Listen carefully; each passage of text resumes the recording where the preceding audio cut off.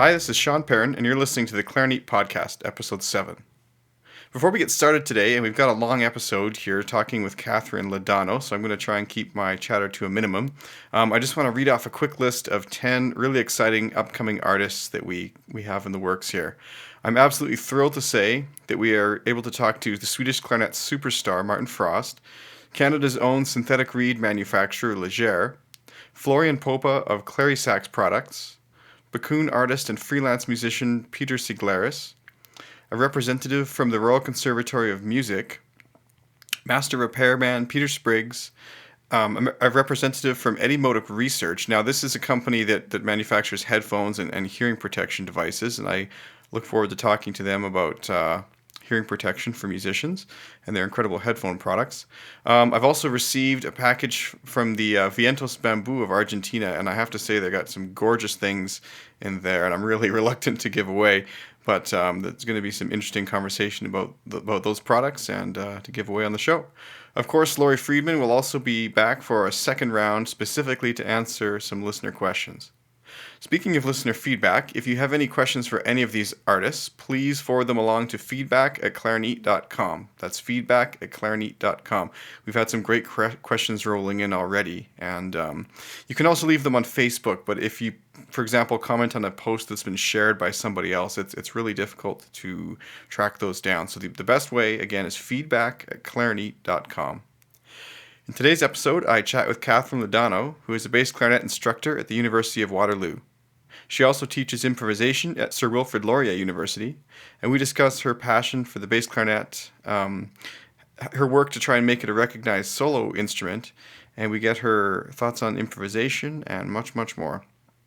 Without further ado, here's the interview with Kathryn Ladano.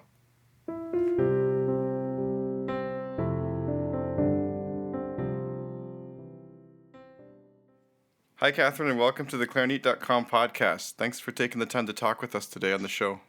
Hi, thanks for having me. So it turns out we're actually interviewing you and your 2 or 3 dogs you've got there. That's right. I have 3 dogs. And what kind are they? They are miniature schnauzers. They're very yappy. Well, they might get to have their say a little bit too. We'll have to see. So you've managed a pretty successful career at making bass clarinet a solo instrument, which is no easy task, especially given the fact that a lot of organizations don't really consider it to be a focus of study in itself.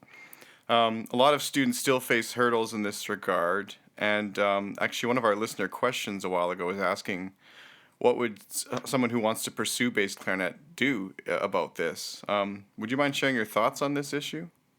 Yeah, that's a great question, and I have a lot of thoughts on this issue, so I'll try to keep it as brief as I can. But this is an issue that I think in this day and age is still really problematic because there is so much music out there for bass clarinet. We live in a time now where modern composers just have really taken to the instrument, really love the instrument, and as a result, you see, like, in the past 20 years, there's just been this huge amount of repertoire written for the instrument. And one of the arguments always used to be for schools that wouldn't accept bass clarinet majors, that the argument they always stuck with was, well, there's no music for them to learn. There's no repertoire, and it's a ridiculous argument today.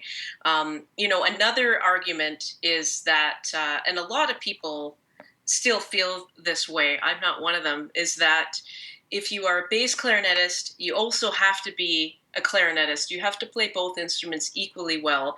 You have to be a doubler in order to get any kind of work.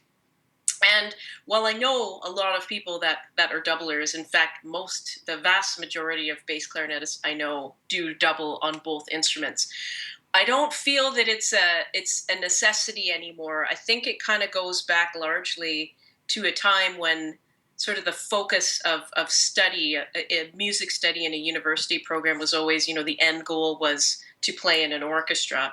And absolutely, if you're going to play in a symphony orchestra, you have to play both instruments. You're not going to get a job only playing bass clarinet because there's not enough symphonic repertoire for it. Like, how many orchestras only play really new music? I mean, hardly any of them, if any.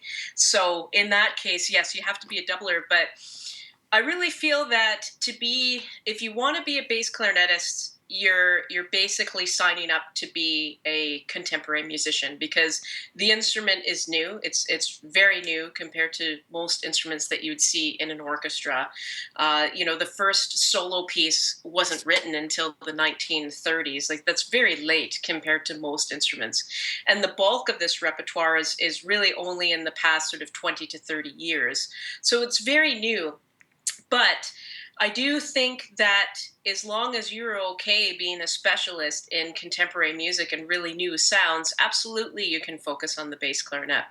There are more schools all the time that are sort of coming along to this or coming around to this type of thinking and allowing bass clarinet study, but it is a huge hurdle for people, specifically in Canada. There's not a lot of places you can go in this country to specialize on bass clarinet. There are a few of them.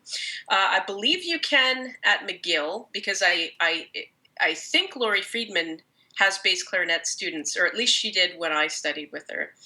I know at the University of Toronto it's a little wishy-washy. Sometimes you can. I know of one person that went through the Bachelor of Music program on solely bass clarinet, and they allowed her to do that. As you know, University of Calgary is one. Yeah, let me just jump in there for a second. Yep. I heard through the grapevine, were you one of the first people to graduate as a bass clarinet major from the U of C? I was the first. The first. Wow. Yeah, yeah. Very cool. So let me just interject there. You raised a couple good points. I have a few questions regarding that. Yep. Do you think that the repertoire... well, first of all, why do you think composers are so drawn to the bass clarinet? I sometimes notice that it seems to be even more of a focus than the standard clarinet. Yeah, I agree with that in contemporary music, absolutely. And I think part of the reason, actually, I would say the main reason, I think, is just the variety of sound that you can get on the bass clarinet. So yes, they're similar instruments; they're from the same family, but the bass clarinet, because it's such a larger instrument, it's so much larger than the clarinet. You can get the range is significantly greater, so you can go a lot lower, but you can also go higher because it sounds an octave lower, so you can get away with higher sounds that sound like nothing but sort of screech on the clarinet. Well, They don't Laurie's sound. taken that one step further, bringing her contrabass around for this tour. That's right. That's right. I have not heard her play contrabass, but It's man, I wild. would love to. Yeah, Just wild. yeah. So and the other thing is that with all the extended techniques, I mean that's something that composers are really interested in, but and you can do all the same extended techniques on a clarinet, but they just sound, I hate to use the word better. I realize I'm biased. I'm super biased A towards little bit. bass clarinet. just a touch, but for example, multiphonics, because you can go lower, it has a richness of sound that you don't get in the clarinet. So all listeners may not know what that means. Multiphonics is basically when you're producing more than one note at once. Is that Yes. correct? That is correct. Yes. Yeah. And how many notes do you find at a time you can do doing that? Is the limit 2 or 3 or? The minimum is 2. I've gotten, I think, probably anywhere from like 2 to 5. Mhm. And there's some fun things you can do because you can play around with what you're doing with your mouth and sort of inside your mouth to kind of bring tones in and out. So it's kind of a fun thing you can do. And again, because the clarinet, the range is so much smaller, you don't hear it quite in the same way. It's still a cool effect, but it just sounds the sound is so much richer and deeper when you have the low end of the instrument. Likewise, another. I won't go through all of them, but another technique that I think sounds way better on bass clarinet is slap tonguing, and that's when you use sort of a percussive effect when you tongue the notes. And again, because the instrument is larger and has a deeper range, that sound just kind of resonates in a way that it doesn't on the clarinet. It just sounds kind of like just a thin little pop on the clarinet, Yeah. and it just sounds so much better on I'm using that word again, better on the bass clarinet. But I think that's just that's a couple little examples of why I think composers are kind of drawn to the bass instrument. So do you think then, going back to your sort of comment about repertoire in the universities, Do you think then it's maybe somewhat justified from the sense that it is lacking a lot of the earlier repertoire, and they're trying to teach sort of a well-rounded education throughout the musical eras?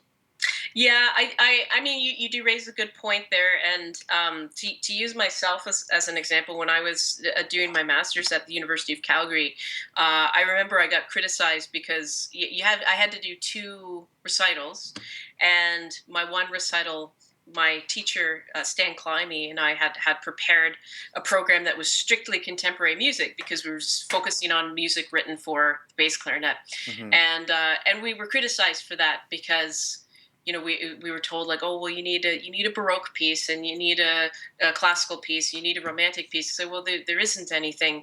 But what I did, and what lots of people do in that situation is you play transcriptions. There are some really good cello transcriptions for bass clarinet, and that's what I ended up playing. Like the Bach cello suites are actually really wonderful on bass clarinet, and there's some good arrangements of them. So it's not that you can't do it. You can, but you have to be okay with writing transcriptions. Yeah, But and even yourself, I guess that really opens the door to write your own transcriptions if there's something you absolutely, can imagine. yeah. But the other thing I'll just quickly say about that too is you can use the same argument for saxophone. Like all universities allow students to study saxophone, and there's no classical repertoire for that either. Hmm.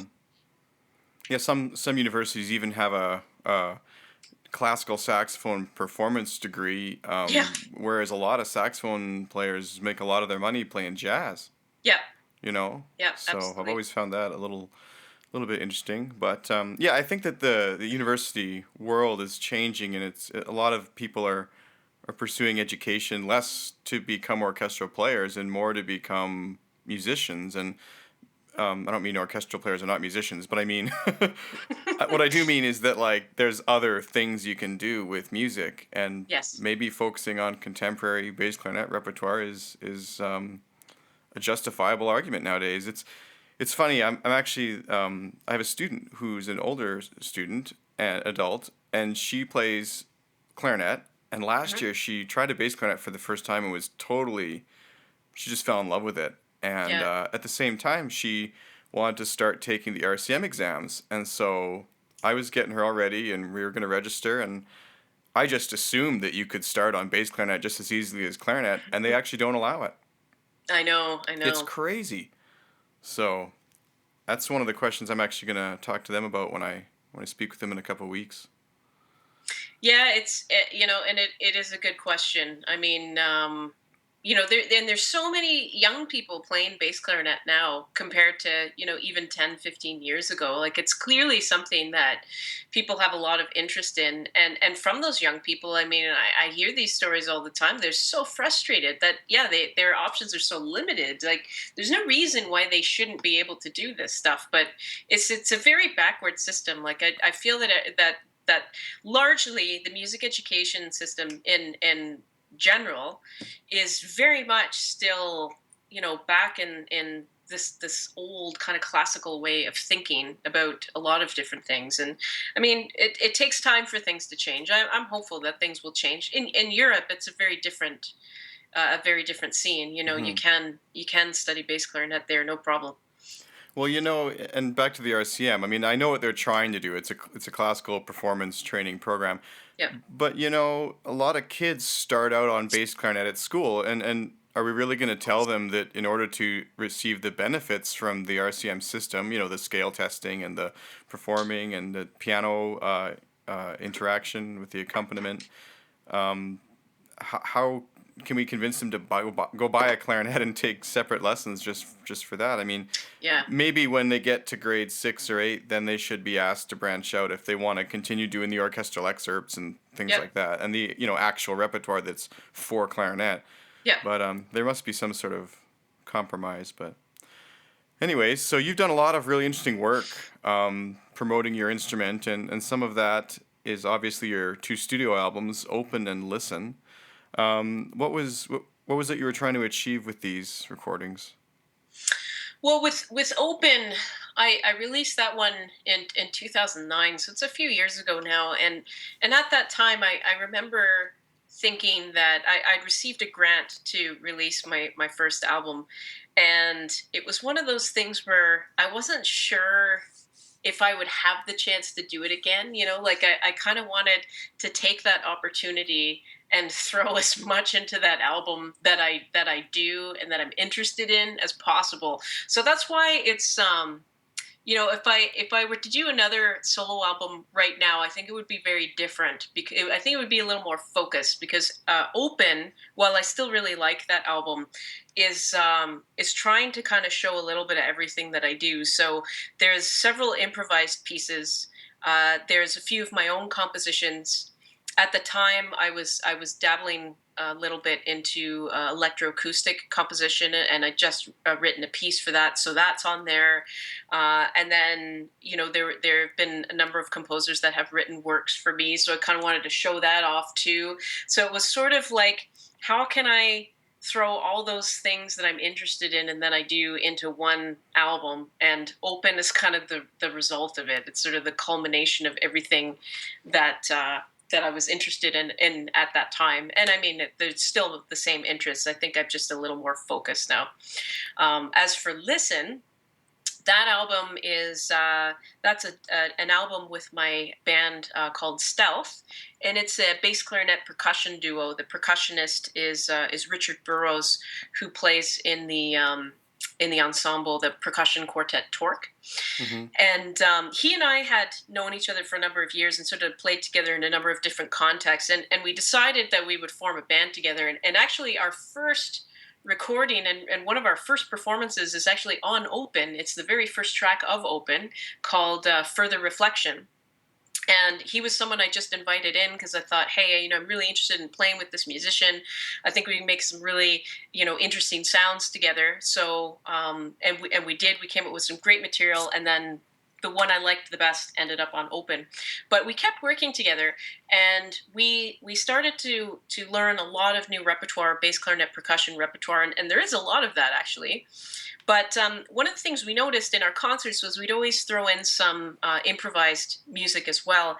And we noticed that almost every time we performed, audience feedback they'd always tell us like, oh, that we really enjoyed that, but your best pieces are your improvised pieces. That's really magical stuff. So we decided that when we released our first album, that that's all it was going to be. It was improvised music. So that album, basically, we took 5 days and we treated it sort of like a full-time job. So we worked from about 10 to 5 every day, took a lunch break, and we do nothing but play. So we just come in, we do our microphone checks with our sound guy, get that all set up, and then we just play for several hours, take a lunch break, play for several hours, go home, and do it all again over the course of 5 days. So we basically reached a point where we have hours and hours and hours of material, and it took forever for us to go through and kind of decide what we thought was the best, and not necessarily the best, but what would flow really nicely on an album. And Listen is sort of the culmination of all of that. It's sort of the hour of material from those 5 days of recording that we kind of liked best and thought would work the best together. And the album plays as if it's one long continuous track without any breaks. So that is actually spliced together. So we took different improvisations that we did and sort of decided where the start points and end points would be, and then we stitched it all together so that it plays as if it's one huge long track. But it is broken up into listening points. So if you want to listen to the album, you don't have to listen to that huge 1 hour track. You can break it up, and we've sort of broken it up into listening points that sort of make sense, so you can listen to little snippets of it that sound like they're complete pieces.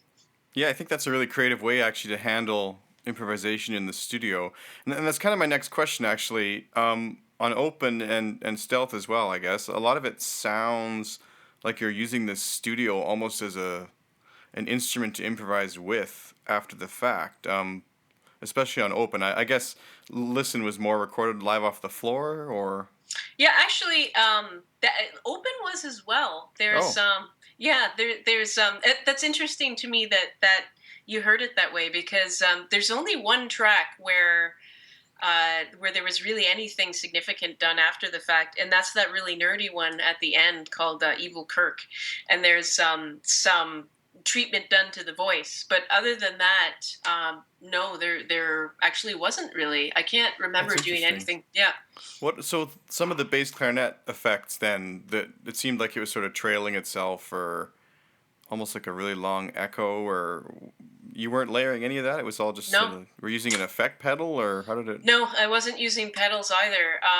The only one I can think of where it may have it may have sounded like that was my piece, my electroacoustic piece I wrote called Open Strain, where there's a live part and there's an electroacoustic part, and the electroacoustic part has some bass clarinet samples in it. Hmm. So that might be a situation where you heard something that sounded really unnatural, but that was just the electroacoustic part layered on top of the live part.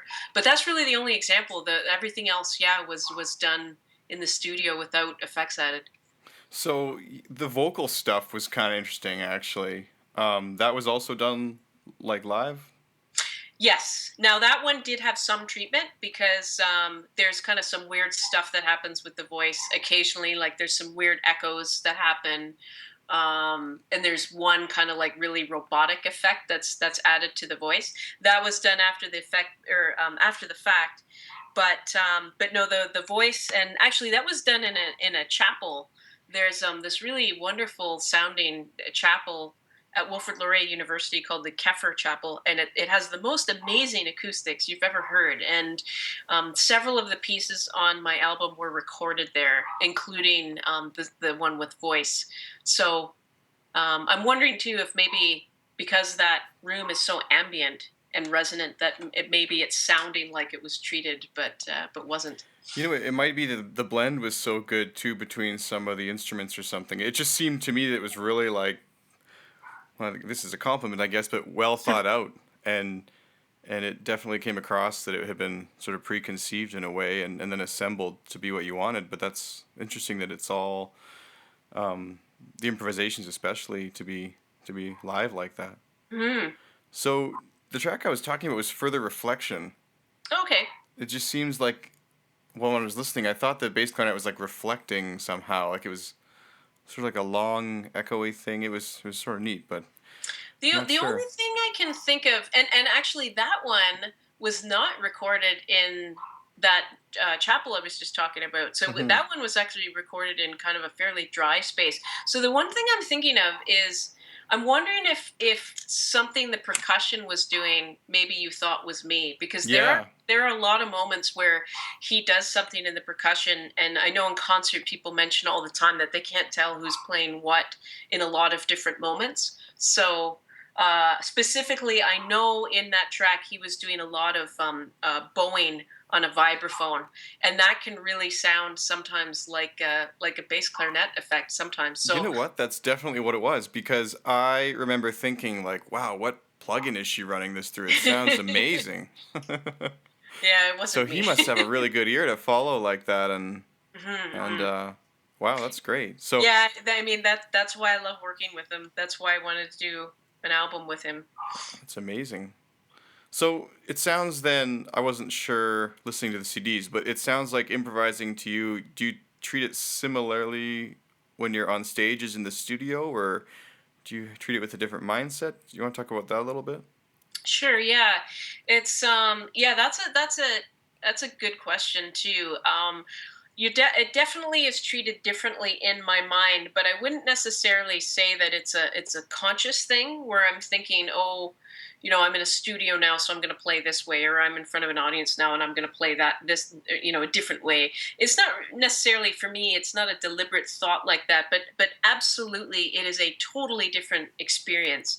So one of the interesting things about playing improvised music is it's very much about communication. Communication is the most important thing, and this is even when you're improvising as a soloist, because you're still communicating with your audience, and your audience always feels like they're very much part of the performance, and they're very much part of the music that is unfolding in the moment. So it's very hard to explain, but when you're in that moment and you're performing, you can really sense the audience, and even though you don't necessarily hear any sounds from them, you can you can sense when they're kind of on board with what you're doing and when they're not. And that really affects a performance in a really profound way. It can be really, really interesting. When you're in a studio, you lose that. So in general, I have to say, even though I may sound like a hypocrite because I recorded a lot of improvised music works so much better in a live capacity because you have the audience that you're feeding off of. When you're improvising in a studio, for example, with Listen, when I was improvising with Rich, there's still very much a communication going on, and some really interesting moments that happen, but it always feels like something's missing. It feels like it's just not the same experience without the audience there. And I think in general, most of the recordings I've heard from improvised musicians, it's I don't know, it's always better live. It's just not as good when you listen to just an audio recording, because the other thing that is really wonderful about improvised music is watching the performers.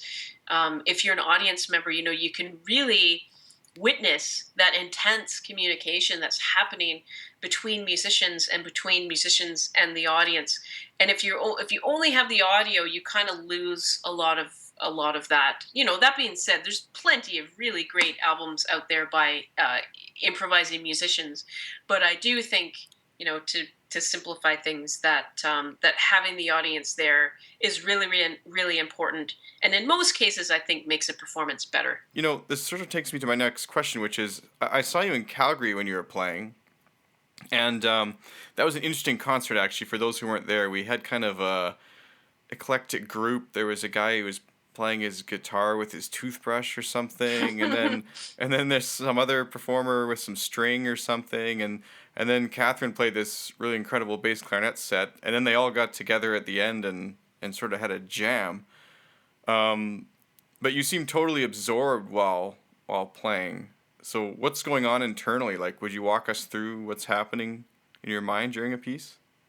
Sure, yeah. Yeah, improvising as a soloist is a very different experience. At least it is for me, than improvising with an ensemble. It's a lot more intimidating, and I would say it's more difficult, because when you're improvising in an ensemble, you always have something to feed off of. You have something else to listen to and to work with. And when you're improvising as a soloist, and specifically on a monophonic instrument like the bass clarinet, where I can, unless I'm doing multiphonics, I can really only play one note at a time. It can be hard to improvise when those are the only tools you have to work with. So it's a different process of listening. Like, you're still very much intent on listening, and being, so for me, I'm sort of hyper aware of what's going on. And I feel like there are basically two different types of improvising musicians. And there are improvising musicians that work primarily based on their feelings, and there are improvising musicians that work primarily with their, I know it's going to sound weird, but I'm going to say, like, with their brains. And this is not to say that, the feeling ones don't use their brain, and vice versa. But some improvising musicians are really good they have a very theoretical mind, and they're able to sort of play a phrase and then in their minds kind of, dissect it and be hyper aware of, what intervals they played, or, what mode they're playing in, or, they're able to take that phrase and then, permutate it and play it backwards, and play around with it and do all these different things, to the point that at the end of the improvisation, they can tell you exactly what they did. And they'll say, well, I started out playing in this mode, and then, I brought in this 3-note phrase, and then I transposed that to this whatever.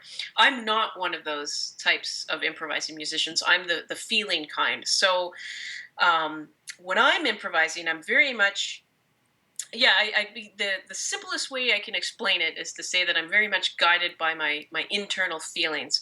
So I'm not necessarily thinking about it in the same way. I very rarely think thoughts like, "Oh, that was an interesting phrase. Now I'm going to play it backwards." I don't play that way. It's more about, you feel like the music should go this way, or you feel that this needs to happen. And so when I improvise, I as a soloist, I pretty much always have my eyes closed, because it allows me to sort of center my mind and really focus on those internal thoughts and get it all to come out. And sometimes it's incredibly therapeutic and cathartic. And there have been lots of times when maybe something bad has happened, and I think about that before I start a solo, and I get all those feelings out, and those feelings just kind of come out in the music. And I can't really explain very well how that happens, or exactly what that process is, other than it's an expression of feelings. But um, I know that a lot of times the audience can sense that, because I've had that experience before where, an audience member will tell you that, they very much perceived that something, very powerful was being expressed, whether it's, sort of like a sad memory, or, a really important memory, or some kind of experience that you've had recently. Like, they do pick up on that. And I do think that, when the audience is able to perceive that kind of expression of emotions, it can be, very profound for them as well as for the performer. So I hope this doesn't sound like an ignorant question, but Mhm.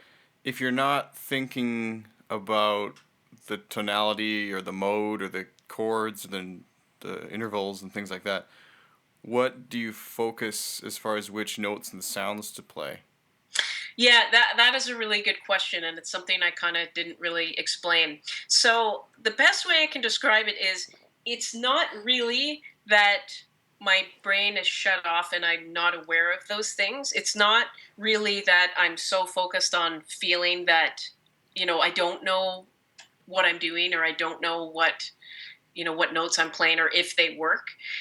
It's the best way I could describe it is that it's almost like the subconscious mind takes over. That's kind of the best way I can describe it. So, a good analogy for me, I think, would be those moments where you're driving a car and you kind of zone out, and you end up home and you're just like, wow, how did I even get there? I don't even remember driving. It's a similar experience where, I think my subconscious mind has enough music knowledge stuffed in there that it knows what works and what doesn't work, and it knows what I want to do and what I don't want to do. And it's almost like when you're focused so heavily on feelings, your subconscious mind sort of takes a part in that, and is able to, fill in the gaps and sort of do all that stuff. It's just not done in such a way that, for me personally, I could necessarily at the end of it come back and explain to you, exactly what happened in every moment, or say to you, oh, well, at the 2 minute point, I switched modalities, and I started, thinking about it this way. I can do that to a certain extent, but I think the people that are on the other extreme, that are, really thinking improvisers, do it to a much greater degree than I do. But that's not to say that you're ever not thinking about an improvisation. That's not to say that the brain is ever checked out. It's not. It's just that I think some musicians rely more on feeling and sort of let their brains kind of go on autopilot, and other musicians rely less on feeling and more about, kind of deconstructing it in the moment. And I'm much more on the feeling side. So, what about in reverse? Like, have you ever gone back to it and said, I wonder what this sort of looked like on paper? Or have people tried to pick it apart like that? I've certainly done that in my own work. While doing, I'm doing a PhD right now at York University, and one of the things I'm focusing on is improvised music. I'm researching that right now. And when I was in my first year, still doing coursework, I did a directed study with my advisor, Casey Sokol, who's a piano improviser. And one of the assignments he gave me in that course was he knew that I was very much, maybe too much of a thinking improviser, and he wanted me to be much more aware of sort of what I was doing. And so one of the assignments he gave me was to record 4 full CDs of improvised music. And there were different parameters for each CD. And then at the end, I had to listen back to everything and write about everything. So I had to, be really aware of what I was doing after the fact. So that I think is kind of an example of what you're talking about, where after the fact, I went back and, kind of really listened to what I was doing. And it was in that process that I actually noticed a lot of sort of habits and traps that I fell into as a performer. There were certain things that I would hear all the time coming up in different improvised pieces, and some of them I kind of felt were crutches. Hmm. And others I felt like, well, that's just an element of my style. And there's also a fine line between, this is an element of my style, and, oh, this is that thing that I always do when I've run out of ideas or something. So yeah, so that process kind of gave me a different awareness, and it made me a far better improviser in the end, because I've certainly moved. While I don't think I'll ever change the fact that I'm largely a feeling improviser. It certainly moved me more towards the thinking spectrum, and I'm certainly much more aware of what I'm doing, and sort of what my habits are, and what my strengths and my weaknesses are, much more so than I was, a few years ago.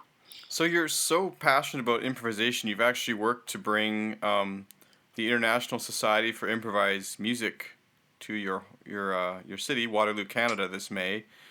Is there anything you'd like to share about that event? Yeah. This one's a really exciting one, because yeah, it's the first time that it's ever been in Canada. This will be I believe it's the 9th annual conference, so it's still a relatively new organization. I participated in the 7th annual conference in New York City 2 years ago as a performer, and I gave a talk as well. And it was just such an amazing experience for me. It was my first time at that conference, and my first time at any conference like that, where there's all these, sort of like-minded people.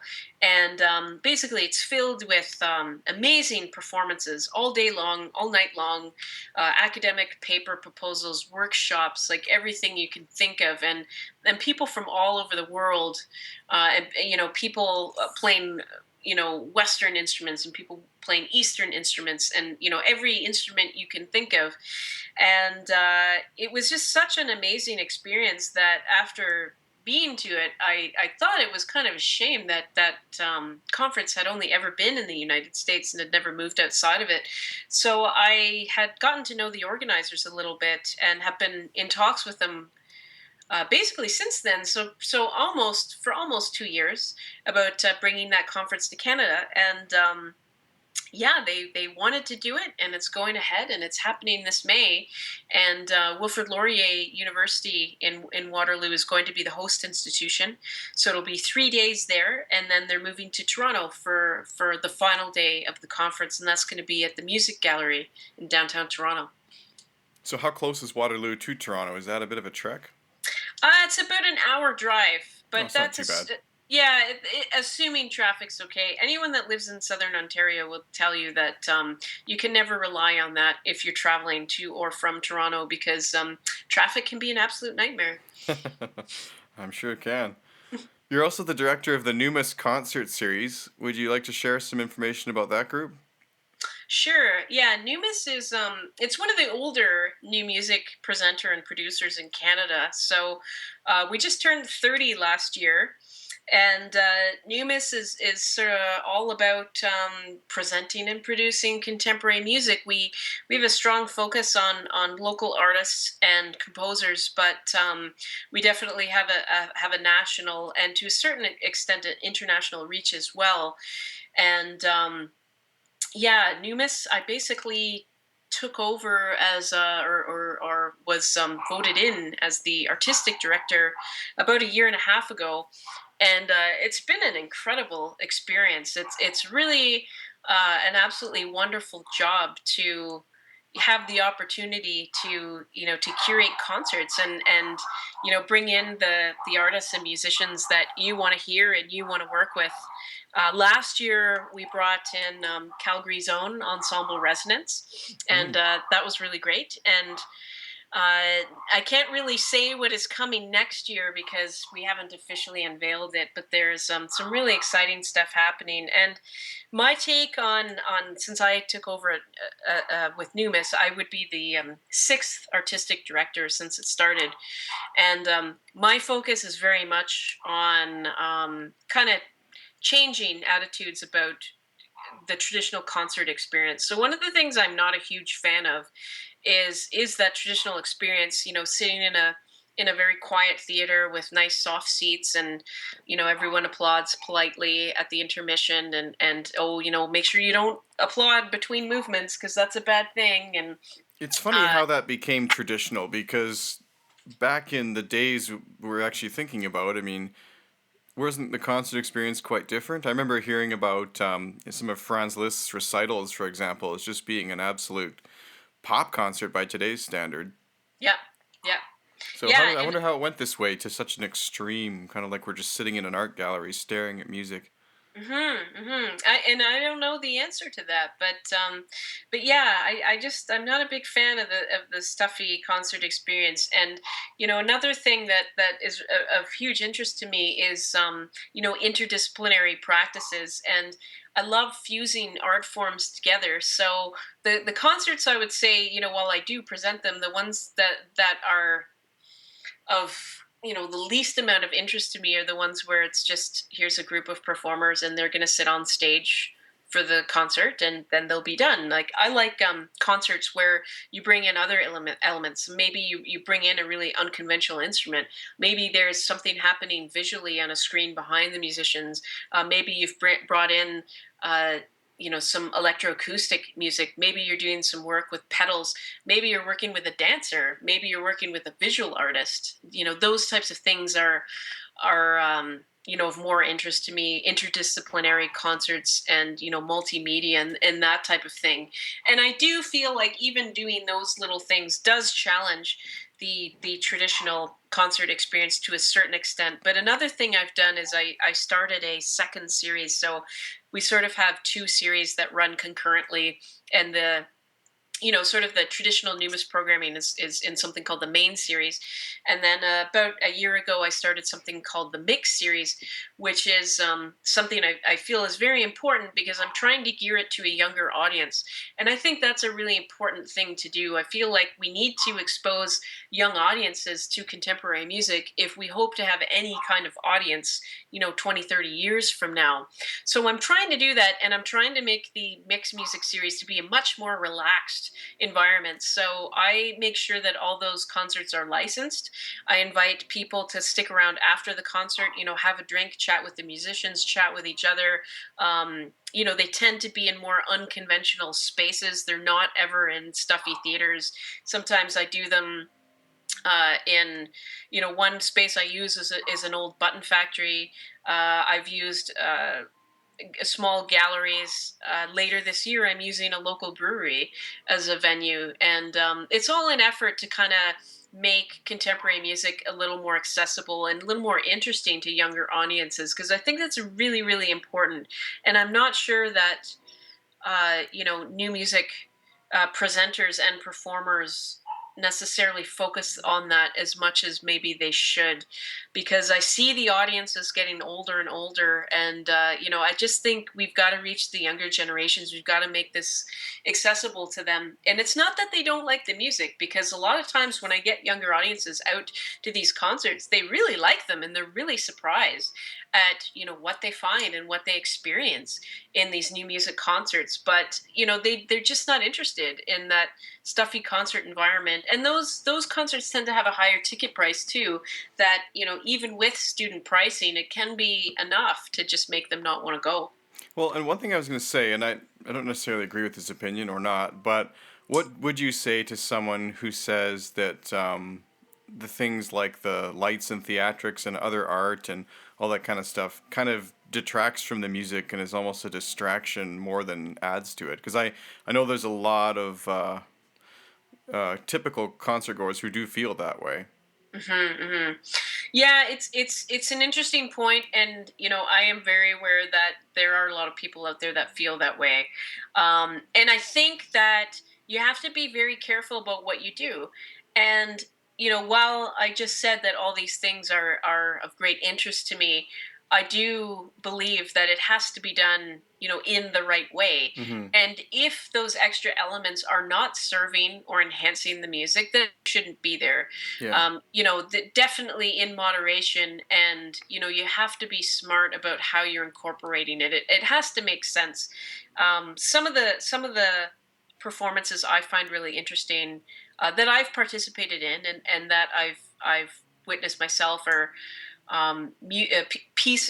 concerts where you have this fusing of music and visual art. So I did a concert a number of years ago where we had it was an improvising ensemble, and we had a painter on stage who was sort of painting a piece in the moment. And that, I think, is an example of a time when it works really well, because the musicians were very much responding to what the painter was doing, right down to the brush strokes and the colors that she was using.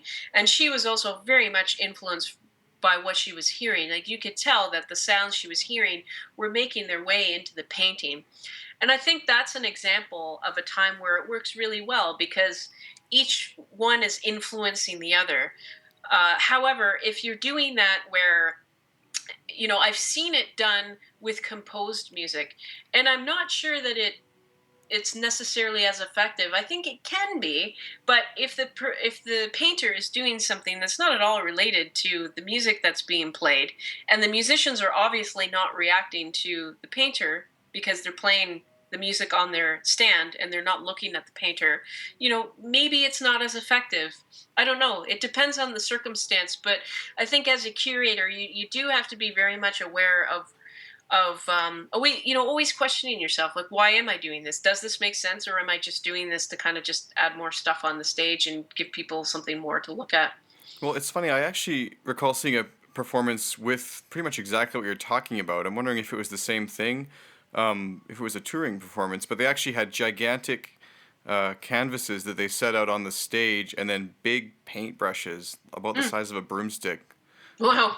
So it was crazy. Maybe it's different, but it was kind of cool. And I heard actually that it was the one event that year that really set the venue staff on edge, because we had, of course, on this beautiful concert hall stage, these Yeah. big buckets of black ink, and it's just pretty scary. But yeah, I agree that it can add a lot to set the mood correctly in a way. And I'm trying not to impress my own opinion too much, but I definitely agree with what you're saying, because if you think about a restaurant, you go there, you want to have dinner. I mean, the mood completely changes if the lights are off and the music's Yep. too loud. Yep. So when you're setting the mood for a concert, it's totally acceptable, and in fact, in many ways, artistic to include those kind of planning elements in your design for the show.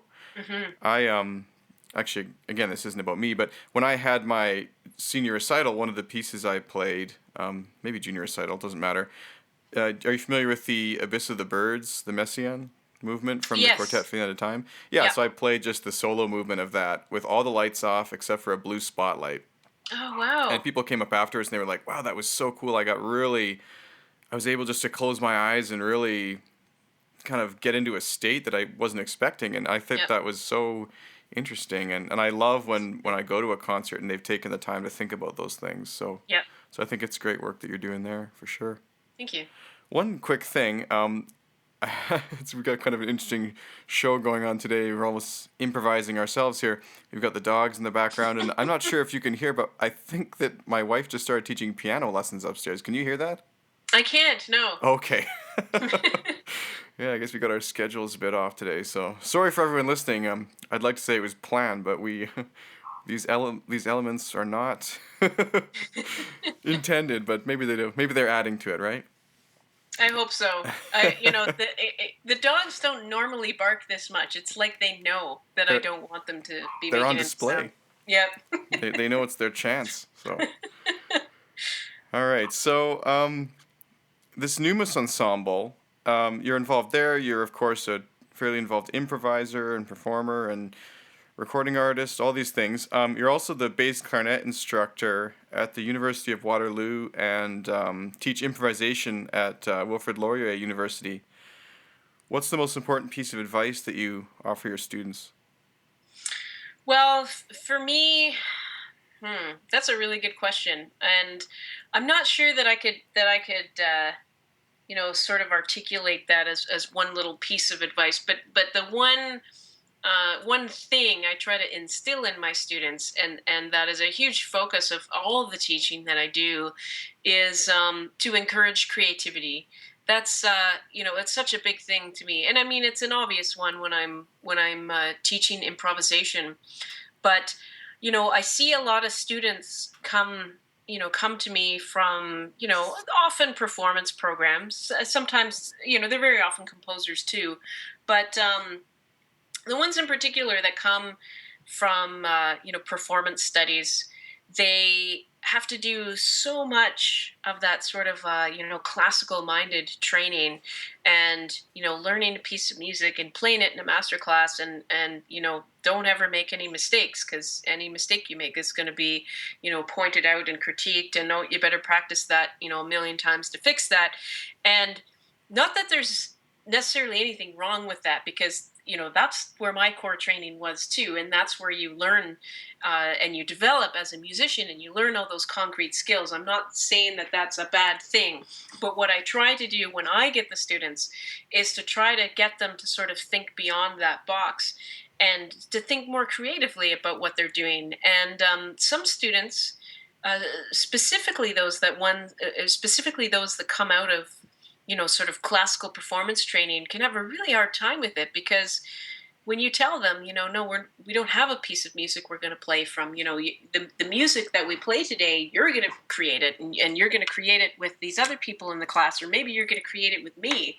That can be so scary to them. And while I think it's important to learn all the things that students do in their core training, I do think it's incredibly important for them to also learn to be creative. And it's something that, generally speaking, they don't learn.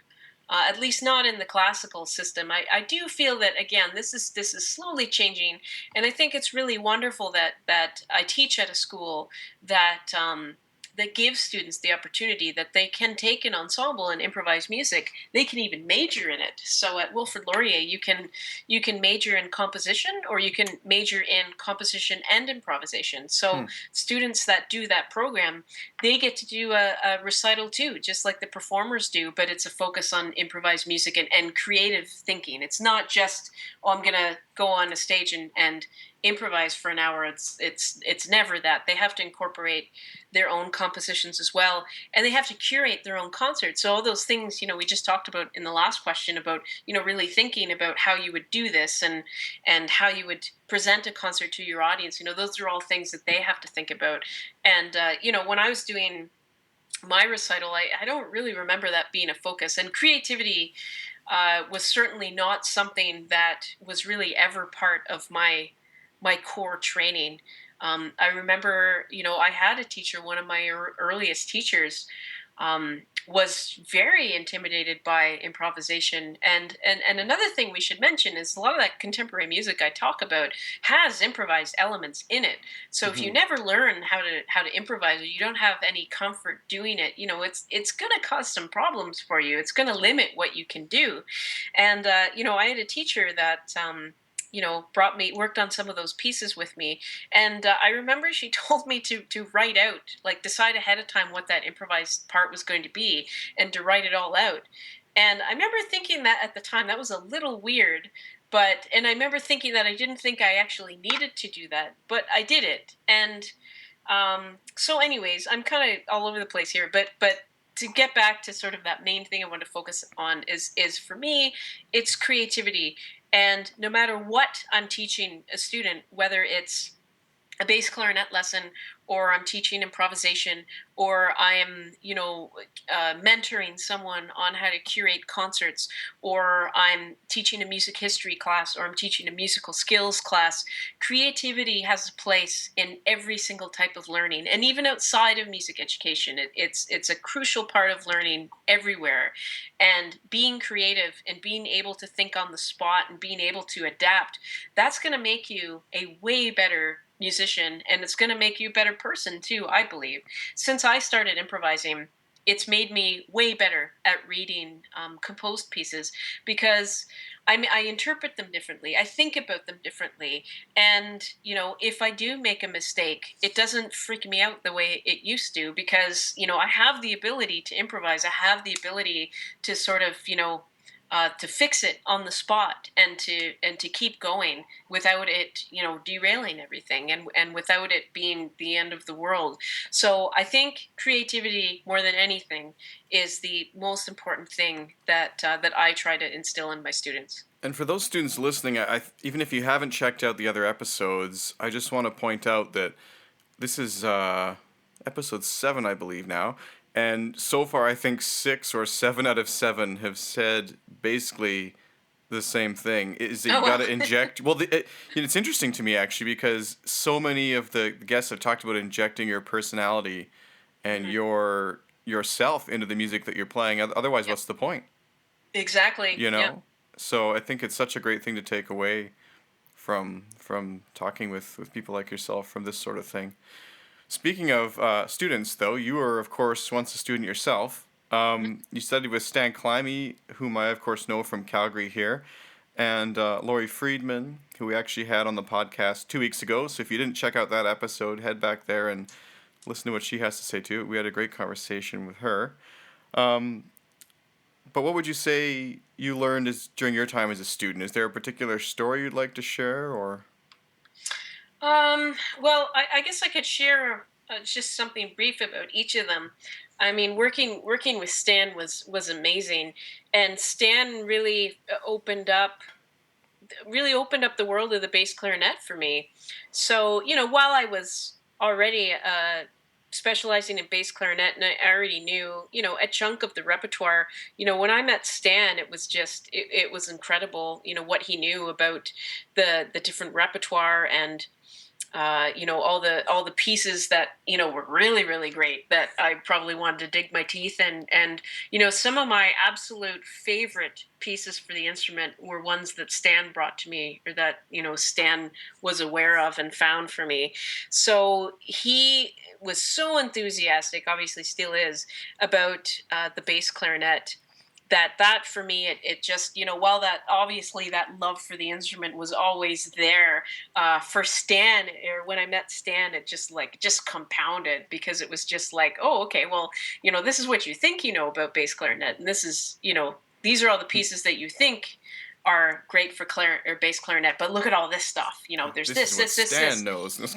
Yeah, yeah, and that was just, it was amazing working with him, and he just has such enthusiasm. He's like the nicest person in the world, and every time I go back to Calgary, I make sure that I at least have some time to grab a coffee with Stan, or he's just such a wonderful person. It was so great to work with.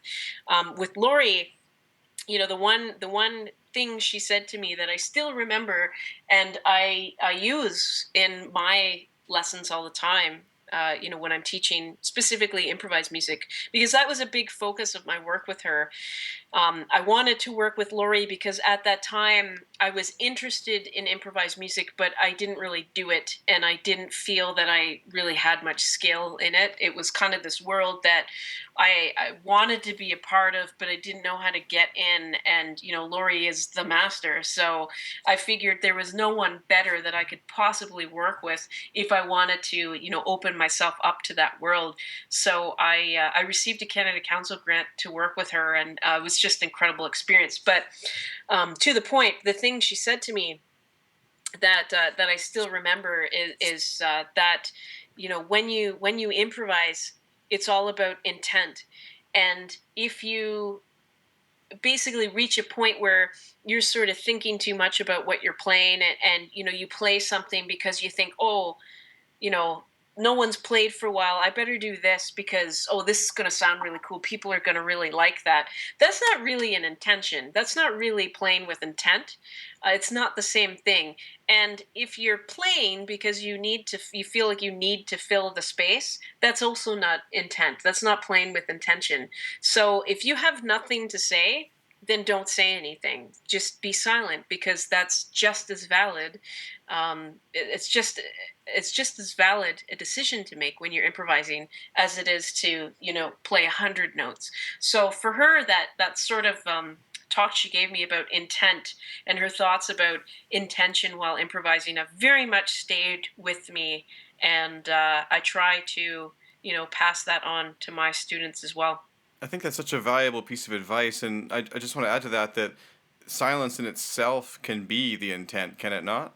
Absolutely, it can. Yeah. Yeah, so I mean, me recently, I started improvising a little while ago, and I faced a lot of these same challenges, and one of them was sort of an insecurity about being silent, as looking like you don't know what you're doing, or you somehow aren't able to do anything, but it really can add more than anything else. Absolutely. To listen and think about what you want to say, and say it meaningfully instead. So it's interesting that way. And of course, if you don't know what you're doing, that's all the more reason to listen and listen to what others are doing, so you can think of something to say. Exactly. So be mindful and pay attention and go from there. So, well, thanks so much for coming on the podcast today, Kathryn. It's been really interesting talking to you, and I think that a lot of the listeners are really going to enjoy the topic of improvisation and the bass clarinet specifically. But is there anything else that you feel we didn't touch on that you'd like to share? I don't think so. I feel like I've talked a lot, so I probably should stop. And even the dog got to have the say there. Yeah. So I'll be posting the link to your website on clarinet.com on the show notes page. Is there anywhere else online that people can get in touch and hear what you do, purchase your recordings, etc.? Do you have a SoundCloud page? I do have a SoundCloud page. It's soundcloud.com/Kathryn Ladano. And most of the other links, like Facebook, Twitter, all that stuff, is accessible from my website too. Oh, okay. Well, maybe I'll go ahead and post all those on the show notes there. I just realized we forgot to talk about today's giveaway. And so you're going to provide one lucky... Actually, maybe we'll give it to two people. There's 2 CDs, right? That's right. Yeah, so 2 winners. Each will receive 1 copy of one of Kathryn's CDs, Open and Listen. And those are signed copies, correct? They are signed, yep. You signed them too. And Listen is also signed by Richard. Oh, wow. Yeah, I think that's a really, really great prize. And that will include free shipping anywhere in the world. So don't feel like just because you live far away, you're not eligible. As long as you like the clarinet.com social media websites, you'll be good to go. So thanks so much for coming on the podcast today, Kathryn. And I hope to speak with you again soon. All right, thanks.